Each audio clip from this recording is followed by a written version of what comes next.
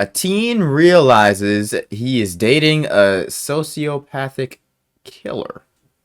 See what they're talking about, man. Mentally just not all there? I mean, Yeah, I don't think she's just mentally all there. Right? you want to sit down? Oh my god. Oh no. Bro, imagine I couldn't even imagine having to break the news to somebody's parents that their child had been killed. Like, yo, you gotta like dead ass, you gotta like send a sending a text is like bad, but bro, like you have to I don't know. How can you do this? Progress in Alameda. Car. You just gotta go straight out and say it. Daughter's driving. Who died? Southwest dispatch. Yes. Are you familiar where Progress coincides with Albion Road there in Strongsville? Yep. There's a car that's smashed up against the building. On the morning of July 31st, 2022, the You would have Strongsville to do it Police in Department person. responded to this shocking 911 call. You definitely Inside the would car have to, were 'cause, three like, teens. You gotta make sure that they obviously they are going to mentally break and just completely be in grief and mourning, but like sending the message wouldn't get the point across. Returning from a house party. The responders who arrived at this horrific scene could barely fathom the extent of the damage. But little did anyone know, this reckless driving accident would reveal the most terrifying murder plot in Strongsville history. Duty. Murder plot, so it was on purpose. Radio. This car's split in two. It was on purpose, but she lived? Or she Radio, there's a occupant inside. Send us some squad now. We gotta bust the window out. Send us some more units. Any more units to progress? This is not a fresh accident either. She's been here for a while.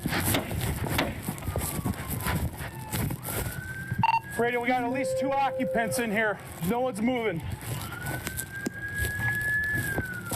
Oh my God. Oh my God. Times 3, guys. Radio, 3 occupants.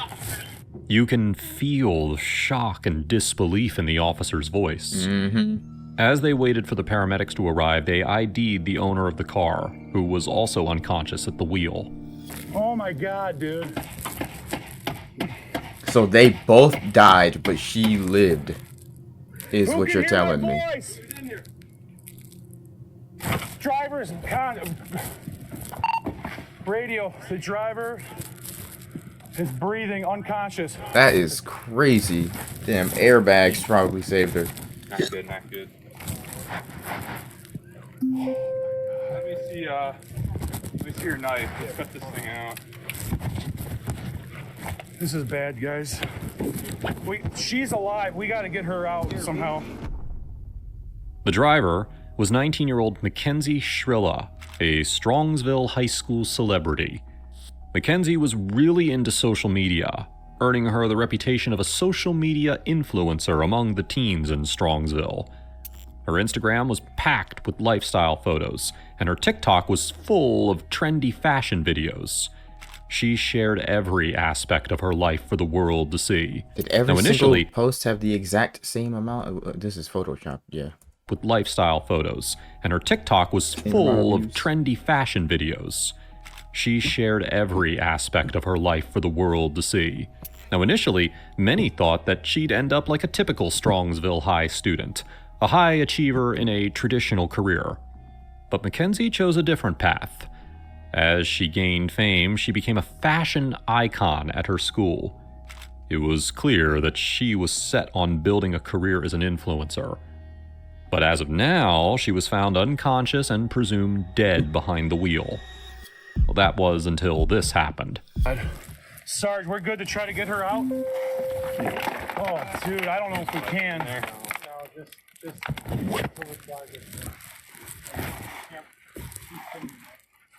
Oh my God. That's super scary too. Like in this situation, they have no idea She's if breathing. pulling her out is gonna cause more Let's see if we damage. can get some IDs, guys. 45 She's breathing. I saw her stomach. Her Like stomach's the, look. that be happening in like shows where they pull someone out from underneath something and their entire bottom half is gone. They just start leaking. All their guts start falling out. I don't know if anything has happened like that in real life, but Mackenzie was still breathing, but her body was it could wedged under always the get worse. dashboard. With the help of firefighters and medics, they were able to rescue Mackenzie and transport her to the nearest hospital. The investigation of what happened that morning started as soon as she arrived at the hospital. But before any hard questions were asked, the officers had to do the hardest part of their job. Trilla's parents. No. You want to sit down? Way to say this. Progress in Alameda, car into a building. 2 are deceased in the vehicle. Daughter's driving. Who died? I don't know whether there's one that we don't know. His name's Jacob. Does anyone know a Jacob? Dom? No, stop. Let him talk. Guys, I know we've been dealing with this. Your daughter's okay. She's talking to us. I talked to her. Okay, your daughter's alive. Okay, your daughter's alive. Okay, so he didn't have to deliver the news that she was dead, but he did have to deliver the news that, hey, she killed 2 people, which would be just as difficult. She was driving the vehicle. Okay. Who's that? Jacob and who? I think what's the name you said? Dom? Might be. Oh my God. Stop. The other passengers were Davian Flanagan and Mackenzie's boyfriend, Dominic Russo. Any follower of Mackenzie's social accounts would know about her boyfriend, Dominic. He came from a very well-off family, so well-off that he lived in the house next to his parents' house. Dominic was goal-oriented and hoped on becoming a rapper one day. Lived in the Basically, house he was the next to his perfect parents' package. house. An ambitious young man with great looks. So, even with the 3-year age gap, you could tell the two clicked immediately. In fact, some might even say that they were inseparable. In the back seat was also Dom's friend, Davian Flanagan. Davian and Dom were childhood buddies who bonded over their love for songwriting and music. Davian loved rapping and was popular around school as the team's star football player. Telling parents that their daughter is in critical condition in the hospital must be tough, but telling parents that their beloved son died in a car my accident is Lord. beyond soul-crushing. Okay, all right. Well, just so you know, obviously, Officer Laraconda, this is Father Joe. Okay, He's- Joe, where are you? Oh, what he's St. from? Joe's in Strongsville. Oh, nice. Yeah. Okay, all right. I'm yeah. also the chaplain for the police and fire department. Oh, Yeah. okay. Yo, I can't even Okay. imagine. I can't even imagine. Like, yo. So, unfortunately, there was an accident, okay, involving Mackenzie, Davion, and who we believe is Dominic, is the third person. An accident? A car accident, okay? Where? Last night. Wait. At- Wait. Just so- relax. Just hold on. Just stay seated. Just So stay seated. Just hold on. Yo, Just- that is Listen. heartbreaking, Take a deep gang. breath. deep breath. Christine, look at me. For respect. That is soul crushing. So, You know what time it happened at? no, we don't. Right now, it's so early in the investigation that we don't know. What we do know 100% is somebody called it in. Somebody passing by called it in at around 6:15, 6:30. Called in, what, the car was just smashed somewhere? Yeah. So what it appears that happened is they were going westbound on Progress from Pearl Road, and they went. Right here in Strongsville? Yeah, in Strongsville.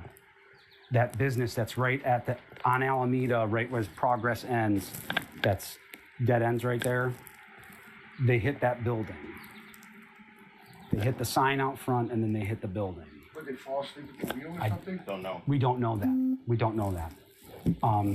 So So 2 kids are dead, my son's dead, another kid's dead, and Go the ahead. girl's in the hospital? she's in surgery right now. Oh my God, huh, Chris? Meanwhile, police officers were busy searching the car in hopes of finding clues about what could be behind such a horrific accident. The result of that search was the discovery of several drugs and accessories. Naturally, the most reasonable explanation for the accident seemed to be drug use. However, little did anyone know that the truth behind the accident would be much more shocking. The investigators were shocked by the horrific condition of the car. The damage was extreme, unlike anything typically seen in a DUI case. The front of the car was totally obliterated. Yeah, I don't But it understand. makes sense If to they hit a building crashing into the front, how did the back fly off? Like what? Situation, They the police called in a forensic tumble and mechanic roll? to Like prepare what? a detailed report on the car. The detectives also knew a few things about Mackenzie's background at this point. Trying to be the most popular girl in high school can make you a lot of enemies. The detectives were wondering, perhaps a mechanical failure had caused the tragedy. Now, while the investigation was ongoing, Mackenzie was in recovery. As soon as she was conscious enough, she posted a selfie from her hospital bed. That post not only garnered a lot of support from her friends, but also a lot of new followers. Bruh. When detectives interviewed Mackenzie, she claimed that she blacked out behind the wheel and couldn't remember what had happened. It was tough to get anything else out of her, as she had just lost a boyfriend and a friend. She couldn't attend the funerals for Davian and Dominic, but was clearly grief-stricken, spending her days lying in the hospital bed, hoping for recovery. Meanwhile, the investigators tried to make sense of the case by interviewing family members, friends, acquaintances, and basically anyone who knew those three. With these interviews, the detectives got a deeper perspective on Mackenzie and Dominic's relationship. What was your relationship like with her? Did you talk to her? In the earlier years of their relationship, we were like much more close. She would like come to me with a lot of stuff, like kind of talk to me like a big brother, you know? And there's many times like they were having issues even years ago where Dom would want to break up with her or something, and it wouldn't be like that simple. It'd be like, you know, like Toxic. time and time again, it almost like she'd have like issues, you know, like self-esteem issues, like she'd get crazy about stuff, like accuse him of cheating and stuff when he's not, you know what I mean, stuff like that. And just then for a while, you know, I would talk to her, and you know what I mean, then it would be like not constant, but there'd be like every like week, like couple weeks at one point, or like week or so, where they were almost breaking up, and then she'd be threatening to hurt herself. And this is back when she's in probably 10th grade, like she's still a sophomore. Dom's like a junior or senior or whatever, you know. And like yeah, stuff would arise, and it would like never really take like a healthy course, to be honest with you. Okay. And over time, my relationship with her really subsided. I stopped talking to her. I stopped like really trying to be there for her, because ultimately I just seen that she was very, very selfish. What's alarming is that he saw how toxic their relationship was from the very beginning. She was selfish because Dominic was popular and had many new friends, which made her jealous. Instead of hiding her jealousy, she would intentionally stop Dominic from having fun unless she was included. For me, you know, like there's two types of love that you give somebody, and it's like I love that person unconditionally, and I want to see them prosper and be happy no matter what that entails for me. And there's a type of love that's selfish and restricted, and I want them all to myself. And that was Kenzie with Dom. It was the latter, not the first step. There was times where even in later years where, you know, Dom's old enough to like, you know, like he wasn't of drinking age, but he can go to bars and hang out and stuff, even though he couldn't like drink and stuff.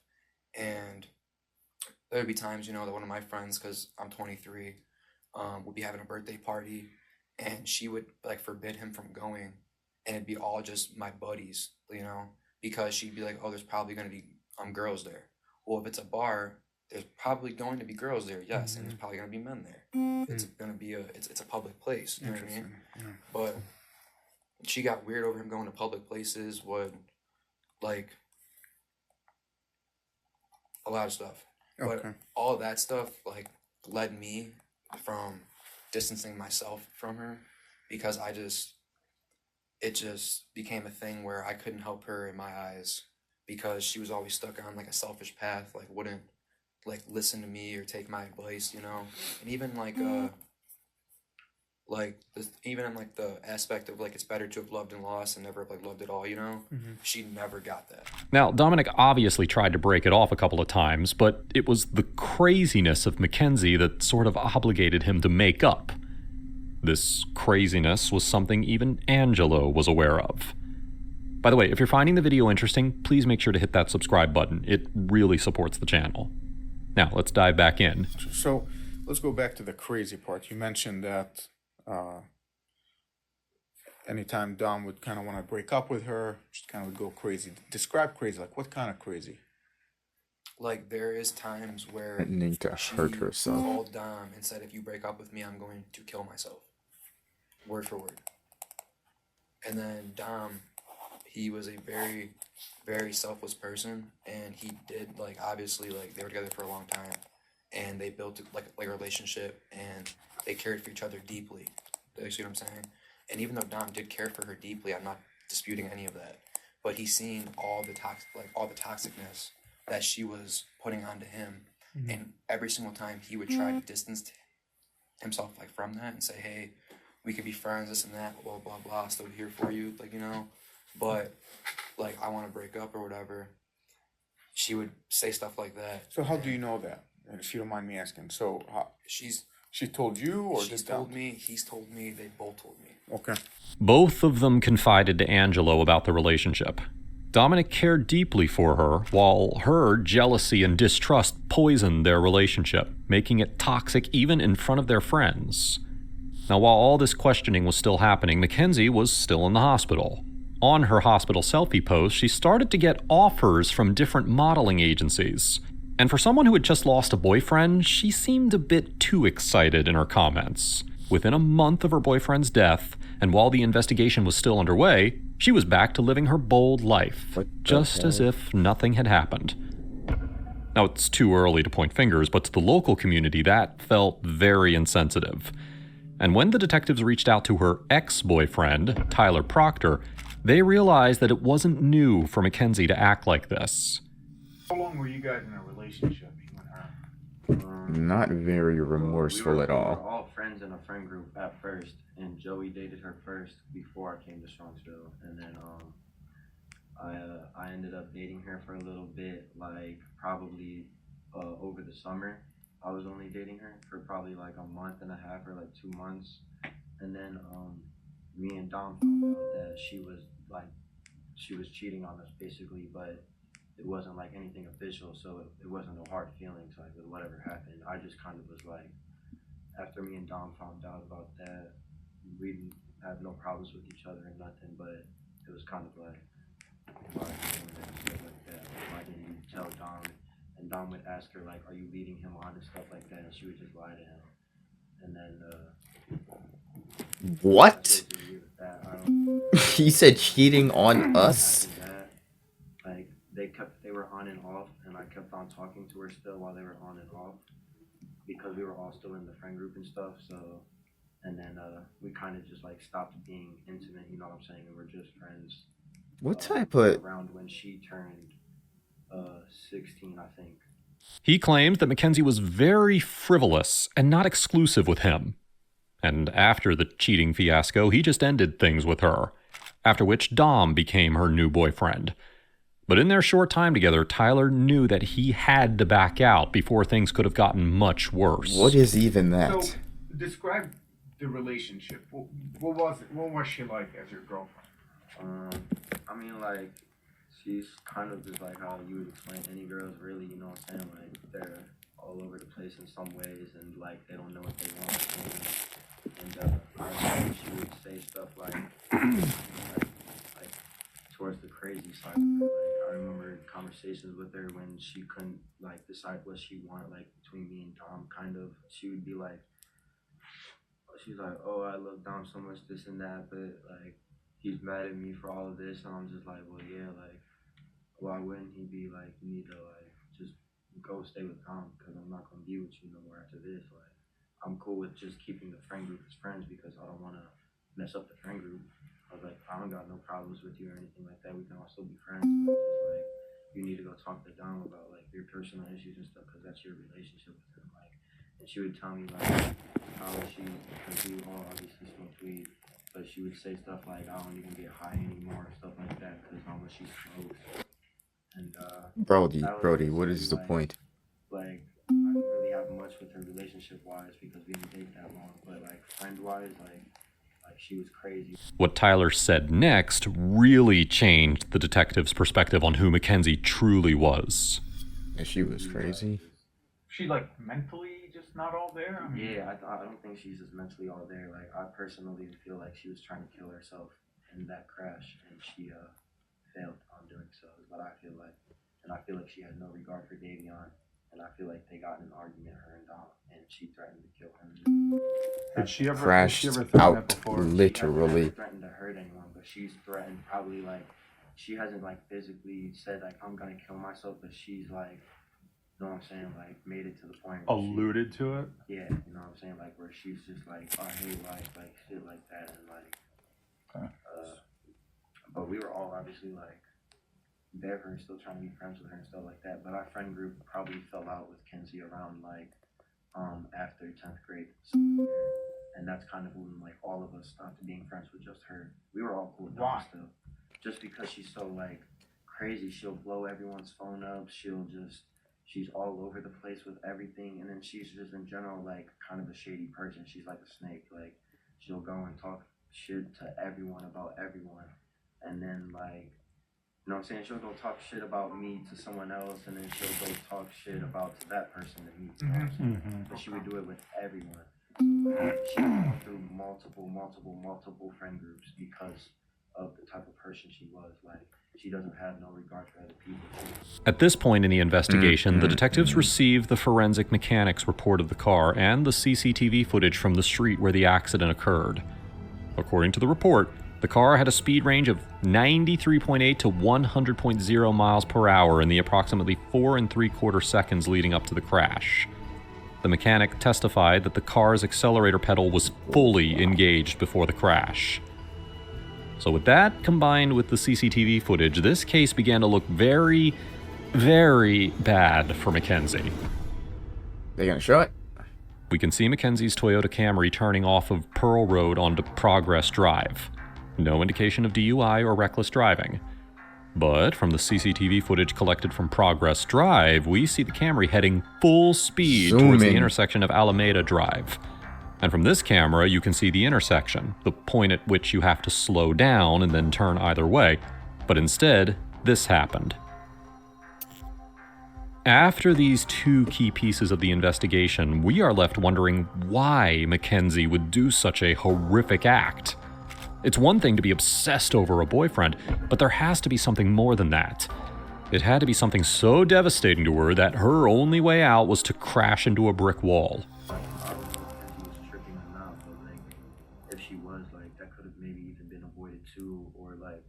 I just don't understand why she was like, they let her get that fast. I don't know if Davion and Dom were tripping. I mean, what can you do in this?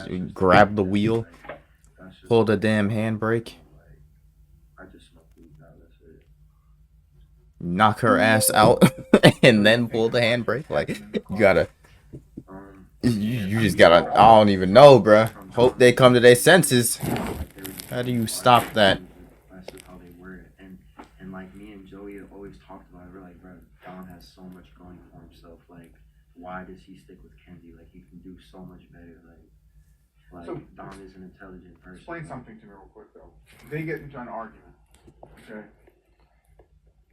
They argue, but why drive the car into the building?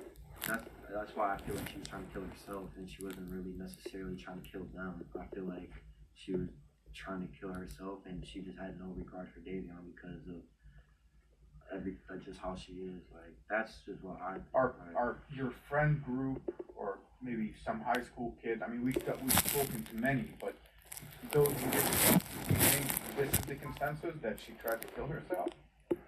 I think the consensus is that she did it on purpose. I don't think people know why. That's what people think. Yeah, people think that she crashed out. Like, at least in our friend group, kind of like we don't really know exactly what happened because we don't know like if she tried to swerve or anything like that. But like we like when it first happened, that's definitely what everyone thought was she was trying to do it on purpose. Like that was the first thing that went into everyone's heads is like she had to have been trying to kill herself when she did that. During this investigation, Halloween came, and Mackenzie the influencer was out and about living her social life. But on Halloween, a day when you can dress like anyone, Mackenzie chose to dress like this. This was Mackenzie's TikTok of the night, which was followed by dozens of pictures of them going around town looking like corpses. Now, while many argue that she was just out having fun, the choice of dressing up like a corpse is still incredibly insensitive. But to top all of this, to top the evilest of evils in this situation, she posted TikTok number 3, which exposes not only her insensitive nature, Google. but also her devilish intent. This TikTok shocked everyone, especially Dom's and Davian's parents, who stopped being sympathetic to Mackenzie after this. She They was just couldn't flexing believe it. how she could think to make such an insensitive post. It was now clear to the investigators that Mackenzie had evil intent behind the car accident. Right after this TikTok went live, the investigators started wrapping up the interviews to reach the obvious What conclusion. is that? What is this? She wrapped in saran wrap? Like, what is But that? little did they know, the Y'all look like last some damn interview that they had clowns. planned would provide enough evidence in this case to lock up Mackenzie for good. So, do you remember the incident that I'm about to ask you about where Yes. you picked him up from the highway? Yes. Okay. That day, what do you remember? Where were you when you got the call? Who called you, and what did they ask you to do? I was actually at Christine's house. We were sitting around. She had just came back. She was sick. She got out the hospital and wasn't feeling well. Dominic called her, and he was upset. And she was like, "Well, where are you at?" And he was like, "I'm driving in the car with her." And he was like, "I just want to go." He was like, "I don't want to be around her anymore. I'm done." So she was like, "Well, do you mind going to go pick him up?" I said, "Not a problem." So as I leave her house, go to the highway, get on the highway, and I call him. I said, "Well, where are you at?" And she was like, "I'll crash this car." I'm like, "Dude, what you mean?" I'm like, "Dominic, just tell her to pull over. Like, I'm right behind you guys, so just pull over and stop, you know, and I'm right here. Like, I'll be there in 2 seconds." So I hop on the highway. They were more down towards the Pearl. I get on at 82, and they were more a little bit past the Pearl exit right there. And, you know, it was raining. So as soon as I pull up, she's just going like this, and he's trying to get out the car. And once he get in the car with me, I said, "Dude, you know, you don't have to deal with this. You're young, you know, you got a long life to live. You know, you don't have to deal with no chick in her attitudes, whatever. If you're not happy, just let her go. You know what I mean? If it was true love, she'll be back." But yeah, we got in the car, and he was like, "Man, I just can't deal with, you know, she don't want to listen. She drives like a maniac." I was like, "Well, you know, you don't have to drive with her. You have your own car, you know, and just let her go about her way. Take your time away from her. Get yourself together." And he was like, "Yeah, I think that's gonna be the best thing to do." If it wasn't for Dominic's panic call to his sister Christine, who later called his friend Christopher, this fatal accident could have happened a week earlier. When you were on the phone with him, So he got Can you saved the clarify first again what time, you but heard then her say went with over her the phone? again. She said she'll crash this car right now. you heard her say that? Okay. And so they pulled the car over. Were they on the right side or the left side? Do you Right remember? side. Right side. Yeah. So Right off the berm. right off the berm. So did you get out of the car, or did Dom just come back to you? Well, I was starting to get out the car because I seen her just going over, grabbing him and swinging at him. So she's swinging at him, reaching Yeah. over. Okay. And I started to get out the car, and then I seen the door open, and he jumped out, and I said, "Well, come on, dude, it's raining. Let's get in the car. Okay. We're out of here." And so when you guys left, where was she? She was still in the car. Still in the car, still Yep. at the highway? Okay. During the investigation, detectives examined Mackenzie Shirilla's iPhone and social media accounts. What they uncovered offered a disturbing insight into her behavior and character. Investigators I don't organized these understand how, findings into like, key. how can a person like this be so obsessive over somebody else and like possessive on some if I can't have you, nobody can, but then once they're gone, they have no remorse or like they're not even.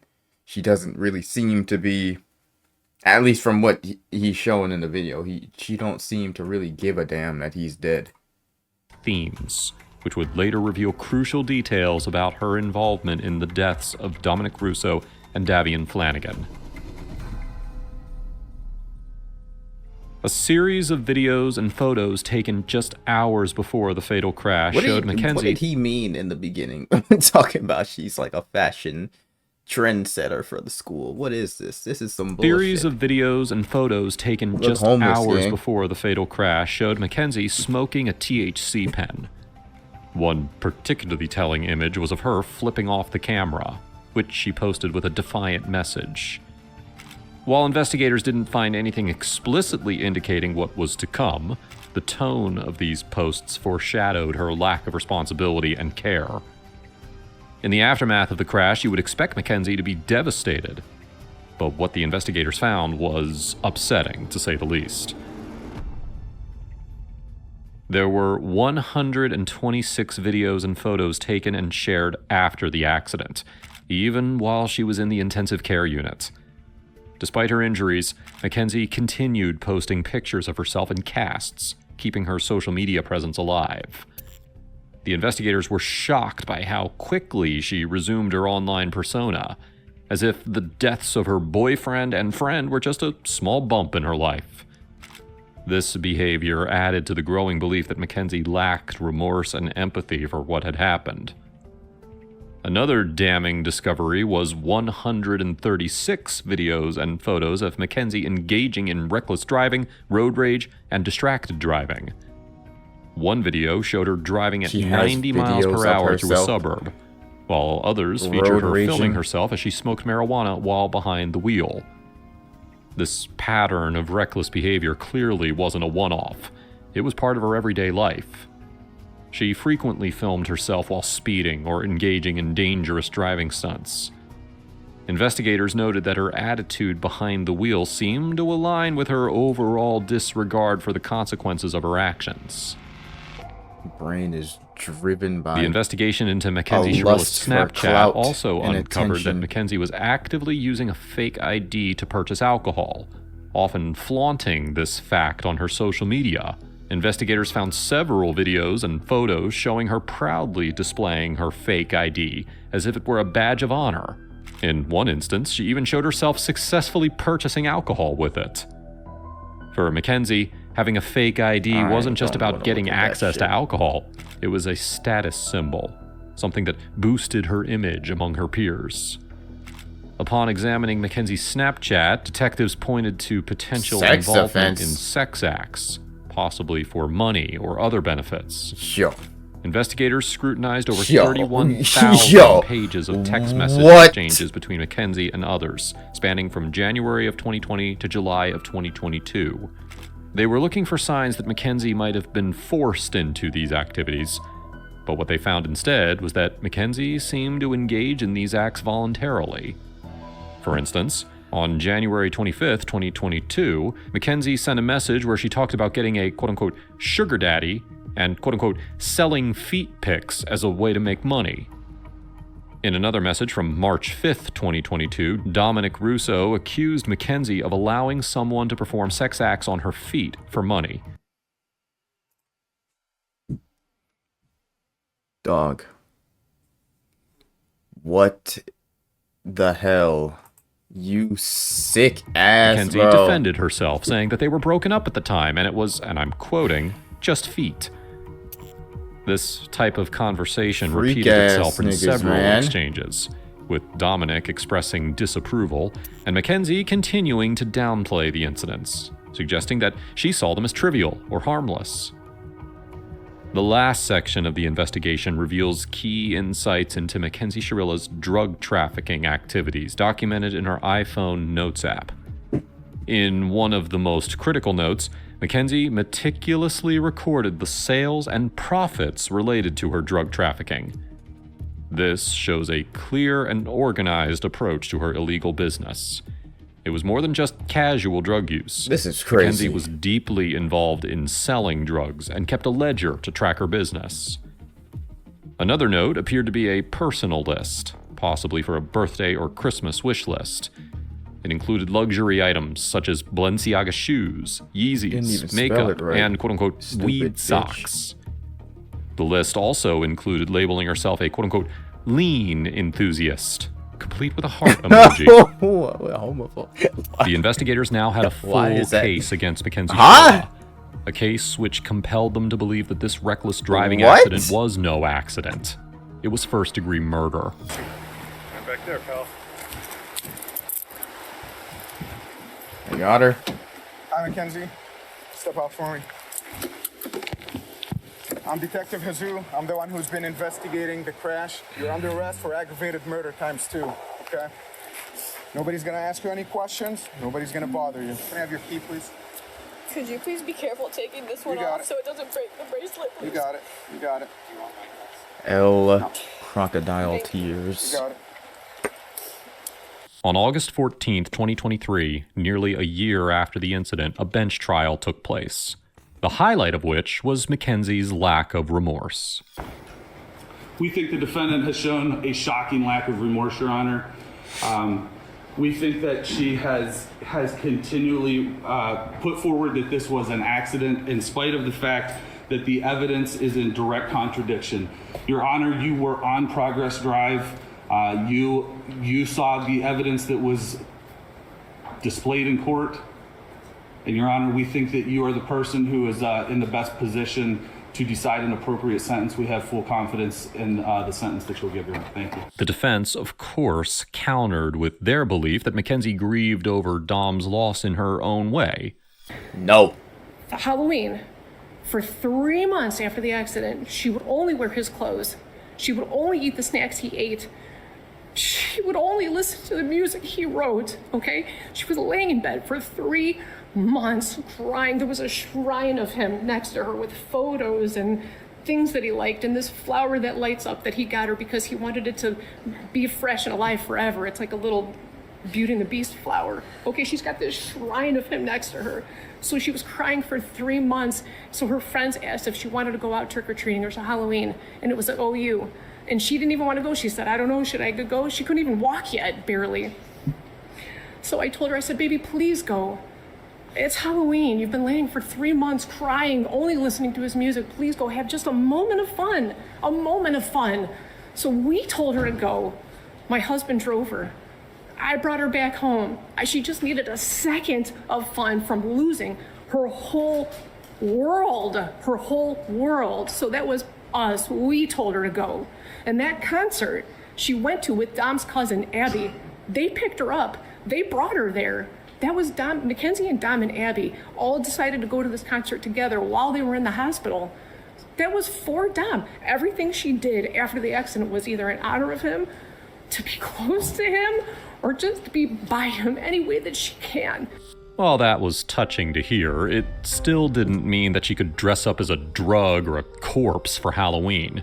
That in no way showed that she was grieving over Dom. It's narrator on time, and I can't what's the word? Like really blame a parent for trying to defend their child through right or wrong. Like I understand it, but no, not listening to you, lady. Shrillo was charged on several counts, including 2 counts of murder and aggravated vehicular homicide. And on August 21st, 2023, Judge Nancy Margaret Russo sealed her fate. Think about the other parents that your child took from this earth, gang. 15 years to life. She's sentenced on count 1, the murder of Dominic Russo, 15 years to life, to be served concurrent to each other, with credit for time served. I'll waive fines, fees, and costs, and your appellate counsel will be assigned. Are there any questions from the state? No, Your Honor, thank you. Any questions? No, Your Honor. All right, thank you. Alright, The Stop Shrilla it. family still Go ahead, believes cut that in out. her innocence. And while her defense argued for leniency, citing her young age and the tragic nature of the event, the prosecution could not get over her lack of remorse and the premeditated nature of the crash. The most chilling part of this is that the third passenger, Davian, had no reason to be a part of Shrilla's murder plot. He was simply in the wrong place at the wrong time.